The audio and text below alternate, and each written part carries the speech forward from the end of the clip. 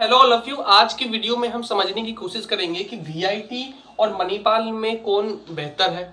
ठीक है, हम ये कैसे बता सकते हैं, ये हम बता सकते हैं। ऐसे तो बहुत सारे मायने हैं, बेहतर तो हम एग्जैक्टली किसी को नहीं बता सकते, लेकिन फिर भी हम तीन एक्सपेक्ट फीस, प्लेसमेंट और रिटर्न ऑफ इन्वेस्टमेंट के ऊपर आज डिस्कस करेंगे। ठीक है, सबसे पहले मैं फीस की बात कर लेता हूँ और वीआईटी की फीस की बात कर लेता हूँ। तो यहाँ आपको पता है कि कैटेगरी सिस्टम है, कैटेगरी के हिसाब से यहाँ पे फीस देनी पड़ती है। तो कैटेगरी 1 से अब 5 तक 14 से 25 लाख तक आपको यहाँ पे खर्च करना पड़ सकता है अपनी इंजीनियरिंग के दौरान 4 साल में। ठीक है, अब इसी का अगर मणिपाल की बात कर ले तो इनका कैटेगरी का कोई सिस्टम नहीं है, ऑलमोस्ट इनका 18 लाख आपको 4 साल में देना पड़ सकता है। ये जो मैं फीस बता रहा हूँ, ये हॉस्टल, मेस, ट्यूशन यानी आपकी कंप्लीट फीस है इंजीनियरिंग की।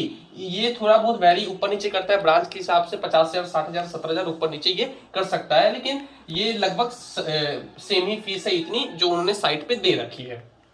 अब ये डिपेंड करता है कि आप वीआईटी में किस कैटेगरी में एडमिशन लेते हो। अगर आप कैटेगरी 1 या कैटेगरी 2 या कैटेगरी 3 तक भी एडमिशन लेते हो तो आपको मणिपाल के लगभग में ही पड़ेगा, कोई ज्यादा अंतर नहीं आएगा। लेकिन जब आप 4 और 5 कैटेगरी में जा रहे हो, यानी कि अब आप मणिपाल के ऊपर इसमें इन्वेस्ट करने जा रहे हो। ये इस कंपेरिजन सिर्फ वीआईटी और मणिपाल का ही है। ठीक है, अब उसके बाद 14 लाख से 25 लाख तक फीस है। अब कैटेगरी 3 तक आपको लगभग 18-19 लाख तक यहाँ पर देना पड़ सकता है। ठीक है, अब बात कर लेते हैं दोस्तों यहाँ की प्लेसमेंट की। फीस तो आपको समझ में आ गया, लेकिन एक और बात, वीआईटी में एडमिशन लेना एज कंपेयर टू मणिपाल ज्यादा आसान रहता है, क्योंकि यहाँ पे कैटेगरी का सिस्टम है। मणिपाल में कैटेगरी का सिस्टम नहीं है, और वीआईटी में सीट्स भी ज्यादा है, मणिपाल में सीट्स भी कम है।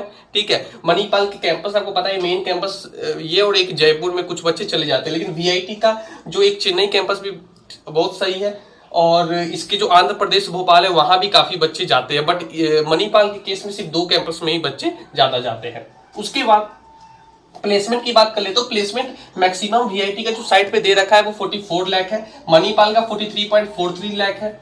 और एवरेज प्लेसमेंट की बात करें तो वीआईटी का 7.25 लाख है और मणिपाल का भी 7.5 लाख एवरेज दे रखा है। वही अब dream package, super dream package, ये सबका ओवरऑल होता है एवरेज पैकेज। ठीक है, उसके बाद मिनिमम सबसे कम जो बच्चे गए सबसे कम पैकेज पे, तो उन्हें भी 3.3 लाख वीआईटी में और सेम मणिपाल में भी पैकेज मिला है। उसके बाद अब देख लो रिटर्न ऑफ इन्वेस्टमेंट अगर आप निकालोगे तो दोनों कॉलेज का ऑलमोस्ट सेम ही आएगा अगर आप कैटेगरी 3 तक फीस लेते हो। देखो यहाँ पर मैंने सिर्फ फीस और प्लेसमेंट के ही का ही कंपैरिजन किया है।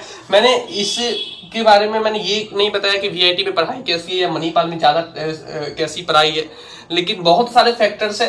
किसी एस्पेक्ट में वीआईटी बहुत अच्छा है, किसी एस्पेक्ट में मणिपाल अच्छा है। सुनता हूँ मणिपाल में ड्रग्स कल्चर भी है और वीआईटी में वैसा कल्चर नहीं है, तो बहुत सारे एस्पेक्ट है। लेकिन फीस और प्लेसमेंट में देखा जाए तो ऑलमोस्ट दोनों कॉलेज सेम ही आ रहा है।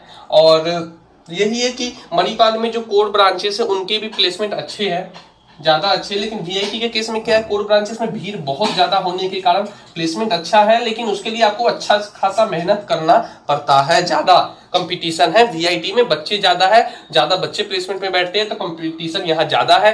मणिपाल में उतने बच्चे हैं लेकिन इसके कंपेरिजन में काफी कम है, तो यहाँ कोर का, आईटी का, सबका अच्छा पैकेज यहाँ पे मिल जाता है। ठीक है, उम्मीद करता हूँ वीडियो पसंद आया होगा, और अगर आपको अगला किस टॉपिक पे बनाना है वो बताइए। So thank you and all the very best.